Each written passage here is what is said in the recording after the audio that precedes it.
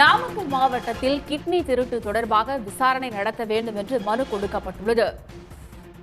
Namakkal பள்ளிப்பாளையத்தில் kidney திருட்டு தொடர்பாக எழுந்த புகார் குறித்து விரிவான விசாரணை நடத்த வேண்டும் என்ற கோரிக்கை எழுந்துள்ளது. ஊடகத்தில் வெளியான தகவல்களின் அடிப்படையில் கிட்னி திருட்டு குறித்து விசாரணை நடத்த வேண்டும் என்று மனு கொடுக்கப்பட்டுள்ளது. இது பற்றிய மேலும் விவரங்களை தருகிறார் நமது செய்தியாளர் பாண்டியன். முழு விவரம். நாமக்கல் மாவட்டம் குமாரபாளையம் பள்ளிப்பாளையம் பகுதிகள் விசைத்தறி நிறைந்த பகுதி. இந்த பகுதியில் பார்த்தீங்கன்னா சுமார் 1,00,000 தொழிலாளர்கள் நேரடியாகவும் மறைமுகமாக 1,00,000 தொழிலாளர்களும் இங்கே பணிபுரிந்து வருகிறார்கள்.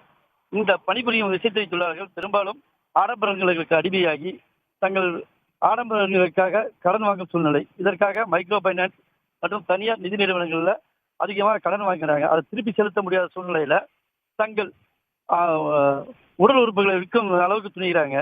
கடந்த 25 ஆண்டுகளுக்கு முன்பு நமது சன் தொலைக்காட்சி செய்தி மூலமாக ஒரு கிட்னி சிறுநீரகம் விற்பனையை வெட்ட வெளிச்சமாக்கி அப்பொழுது வழக்கு தொடரப்பட்டு ஹைதராபாத் மற்றும் கர்நாடகா மாநிலத்தைச் சேர்ந்த முக்கிய தரகர்களை கைது செய்து விசாரணை நடைபெற்றது. இதனையடுத்து உச்சநீதிமன்றம் பலத்த கட்டுப்பாடுகளுக்கு இடையே உடல் உறுப்புகளை விற்பனை செய்யலாம் என்ற ஒரு நிபந்தனையை கொண்டு வந்திருந்தது. ஆனால் இவற்றை எல்லாம் மறைக்கும் வகையில் கடந்த வருடம் பள்ளிப்பாளையத்திலேயே ஒரு மளிகை கடைக்காரர் மூலம் சிறுநீரக விற்பனை நடைபெற்றது தெரிய வந்தது. இது குறித்தும் பள்ளிப்பாளைய போலீசார் வழக்கு பதிவு செய்து விசாரணை நடத்தி வந்த சூழ்நிலையில் தற்பொழுது மீண்டும் சிறுநீரக விற்பனை தலை தூக்கியுள்ளது. இது குறித்து 2 தினங்களாக ஊடகங்கள் வழியாகவும் சமூக வலைதளங்களிலும் சிறுநீரக விற்பனை குறித்து பரப்பப்பட்டதை அடுத்து நாமக்கல் மாவட்ட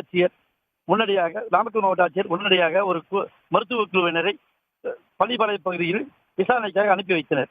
அந்த விசாரணை அதிகாரிகள் இன்று காலை முதல் பள்ளிப்பாளையம் மருத்துவமனை மற்றும் அதன் சுற்றுப்புற பகுதிகளில் தீவிர விசாரணை மேற்கொண்டு வந்தனர்.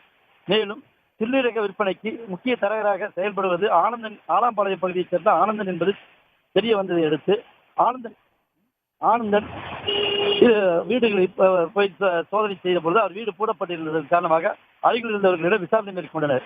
இந்த விசாரணைக்கு பிறகு அவர் தற்போது தலைமறைவாகியுள்ளதால் பள்ளிப்பாளையம் அரசு மருத்துவமனை மருத்துவர் பள்ளிப்பாளையம் காவல் நிலையத்தில் தற்பொழுது ஒரு புகார் மனு வாங்கியுள்ளார். அந்த புகார் மனுவில் 2 தினங்களாக சமூக வலைத்தளங்களில் சிறுநீரக விற்பனை நடைபெறுவதாக விளம்பரங்கள் வெளிவருவதால் அதனை உரிய முறையில் விசாரணை நடத்த வேண்டும் என பள்ளிப்பாளையம் போலீசாருக்கு புகார் தெரிவித்ததன் பேரில் பள்ளிப்பாளையம் போலீசார் இது குறித்து தனிப்படை அமைத்து விசாரணை மேற்கொண்டு வருகின்றனர். இச்சம்பவத்தால் பள்ளிப்பாளையம் பகுதியில் பெரும் பரபரப்பு நிலவி வருகிறது.